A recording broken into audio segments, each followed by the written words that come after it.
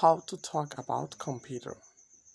So if someone else asks you, first of all you will give him or her some advantage and then you will say some disadvantage.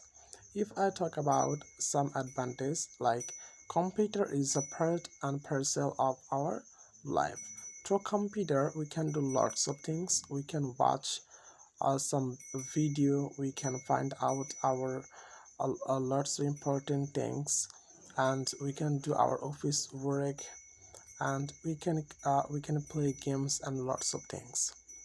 And if we talk about some disadvantages, like if we use a computer for a long time, it will not be so much beneficial for us.